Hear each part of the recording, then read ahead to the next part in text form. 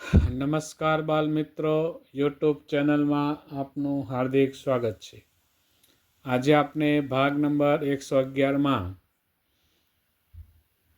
વજન, તેના એકમ અને તેના દાખલાનું સોલ્યુશન મેળવશું. તો ચાલો આપણે શરૂ કરીએ. આપણે વજનની વાત કરીએ તો વજનને માપવા માટે ત્રાજવાનો ઉપયોગ કરવામાં આવે છે. વજનનો નાનામાં નાનો એકમ ગ્રામ આપણે કહીએ છીએ. ગ્રામથી મોટો કિલોગ્રામ. તેવી જ રીતે 10 ગ્રામ એટલે કે 11 ગ્રામ બરાબર 1 તોલા. 1 કિલોગ્રામ બરાબર 1000 ગ્રામ. 20 કિલોગ્રામ બરાબર 1 મણ અને 100 કિલોગ્રામ બરાબર 1 ક્વિન્ટલ અને 1000 કિલોગ્રામ બરાબર 1 ટન. આ વજનના એકમો છે. તો આજે આપણે તે એકમોની સમજ મેળવશું. 1 કિલોગ્રામના 1000 ભાગ કરીએ તો દરેક ભાગને આપણે 1 ગ્રામ વજન કહીએ છીએ. 1 ગ્રામ બરાબર 1/1000 કિલોગ્રામ એટલે કે કિલોનો 1000મો ભાગ, જેને આવી રીતે ઘાતની અંદર લખી શકાય 10⁻³ કિલોગ્રામ.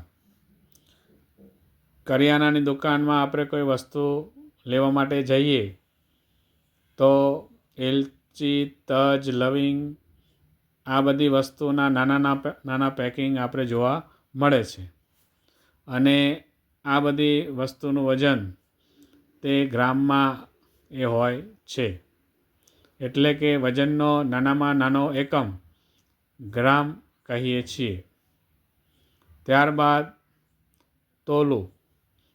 તોલું એટલે સોનાને આપણે તોલામાં માપીએ છીએ. 11 ગ્રામ ભેગું થઈને જે વજન થાય તેને 1 તોલો આપણે કહીએ છીએ. તોલું જે છે તે સોના ચાંદીના ઘરેણાંમાં ઉપયોગ એના વજન કરવા માટે થાય છે. મોતીનું વજન પણ તોલના માપમાં એટલે કે એમાં થાય છે. એટલે કે 1 તોલા બરાબર 1000 ગ્રામ આ એનો એકમ થાય. તેવી જ રીતે એનાથી મોટો એકમ કિલોગ્રામ. 1000 ગ્રામ ભેગા થાય ત્યારે 1 કિલોગ્રામ વજન બને છે. ટૂંકમાં તેને કિગ્રા વડે દર્શાવાય છે. વજનનો પ્રમાણભૂત એકમ 1 કિલોગ્રામ છે. કરિયાણાની દુકાનમાં જઈએ તો કઠોર વજન કિલોગ્રામ વડે જોખાય છે. એટલે કે 1000 ગ્રામ બરાબર 1 કિલોગ્રામ એ એનો એકમ થાય. ત્યારબાદ મણ. વધારે જથ્થામાં કોઈ વસ્તુ હોય જેમ કે ઘઉં, બાજરી, ચોખા વગેરે અનાજ જે છે તે મણમાં દર્શાવવામાં આવે છે. 20 કિલોગ્રામ બરાબર 1 મણ આવી રીતનું એનું માપ હોય છે. તમે માર્કેટિંગ યાર્ડમાં ગયા હશો ત્યારે ભાવનો જે છે પાકનો ભાવ તે મણમાં ઉપરથી નક્કી થાય છે. ત્યારબાદ ક્વિન્ટલ. 100 કિલોગ્રામના જથ્થાને ક્વિન્ટલ વડે દર્શાવાય છે. 5 મણના જથ્થાને 1 ક્વિન્ટલ વડે દર્શાવાય છે. એટલે કે 100 કિલો બરાબર 5 મણ અને 5 મણ બરાબર 1 ક્વિન્ટલ થાય. તેવી જ રીતે ટન. 1000 કિલોગ્રામનો વજન હોય તેને 1 ટન તરીકે દર્શાવાય છે. 1000 કિલોગ્રામ બરાબર 10 ક્વિન્ટલ અને 10 ક્વિન્ટલ બરાબર 1 ટન અને 1 ટન બરાબર 50 મણ આ એના એકમો છે. તો આટલું આપણે ધ્યાનમાં રાખીશું અને પ્રેક્ટિસ આપણે 6.3 એ આપણે શરૂ કરીએ. Practice number 6.3. 30 ગ્રામ બરાબર ખાલી જગ્યા કિલોગ્રામ. હવે આપણે નાના એકમમાંથી મોટો એકમ આપણે કરવો છે. તો આગળ આપણે વાત કરી હતી કે નાના એકમમાંથી મોટા એકમમાં જ્યારે જવાનું હોય ત્યારે આપણે એને ભાગાકાર કરવો પડે. તો આપણે જોઈએ તો અહીંયા 1000 ગ્રામ બરાબર 1 કિલોગ્રામ થાય તો આપણે 30 ગ્રામ બરાબર કેટલા કિલોગ્રામ થાય તો તેના માટે આપણે 30 ભાગ્યા 1000 કરીશું તો આમાં છેદ ઉડાડીને 300 એટલે કે 0.03 કિલોગ્રામ થાય 30 ગ્રામ બરાબર 0.03 કિલોગ્રામ થાય. ત્યારબાદ દાખલો નંબર 3 20 લાખ ગ્રામ બરાબર ખાલી જગ્યા કિલોગ્રામ બરાબર ખાલી જગ્યા ટન. તો આમાં પણ આપણે જ્યારે નાના એકમમાંથી મોટા એકમમાં લઈ જઈએ તો આપણને ભાગાકાર કરવો પડે. તો આપણે સીધો પણ આપણે કરી શકીએ કે ભાઈ 1000 ગ્રામ બરાબર 1 કિલો થાય તો 20 લાખ ગ્રામ બરાબર કેટલા તો 3 મીંડા આપણે ઉડાડી દઈએ કારણ કે ભાગાકાર કરવાનો છે એટલે કેટલા વધશે તો કે 2000 કિલોગ્રામ થાય. આ રીતે પણ દાખલો કરીને ગણી શકાય કે 1000 ગ્રામ બરાબર 1 કિગ્રા તો 20 લાખ ગ્રામ બરાબર તો 3 મીંડા જશે એટલે 2000 કિલોગ્રામ થશે. હવે આપણે ટન શોધવાના છે તો આગળ દાખલો ગણ્યો તેમ 1000 કિગ્રા બરાબર 1 ટન તો 2000 કિગ્રા બરાબર તો કે 2 ટન એટલે આપણે અહીંયા 2 ટન જવાબ આવશે. ત્યારબાદ દાખલો નંબર 4 ટન બરાબર ખાલી જગ્યા ક્વિન્ટલ બરાબર ખાલી જગ્યા કિગ્રા બરાબર ખાલી જગ્યા ગ્રામ.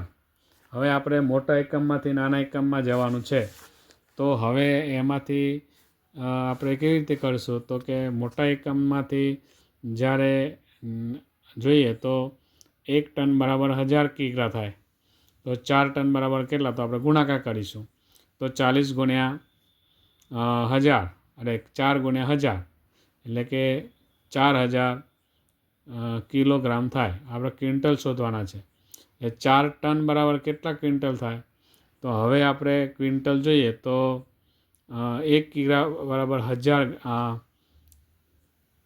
કિગ્રા બરાબર 1 ક્વિન્ટલ તો 4000 કિગ્રા બરાબર કેટલા ક્વિન્ટલ તો હવે 4000 ભાગ્યા 100 કરીએ તો 40 જવાબ આવે. એટલે કે ટનમાંથી આપણે પહેલાં કિલોગ્રામ શોધવા પડશે અને કિલોગ્રામમાંથી આપણે ક્વિન્ટલ શોધી શકાય સરળતાથી.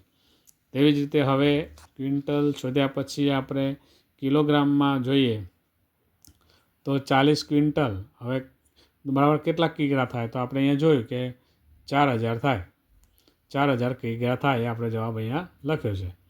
હવે કેટલા ગ્રામ તો હવે 1 કિગ્રા બરાબર 1000 ગ્રામ થાય તો 4000 કિગ્રા બરાબર કેટલા તો 4000 ગુણ્યા 1000 કરીએ તો આપણને એકમ દશક 100 1000 દશક લાખ 10 લાખ 40 લાખ ગ્રામ એ આપણને જવાબ આવે. ત્યારબાદ દાખલો નંબર 5 0.04 ટન બરાબર ખાલી જગ્યા ગ્રામ.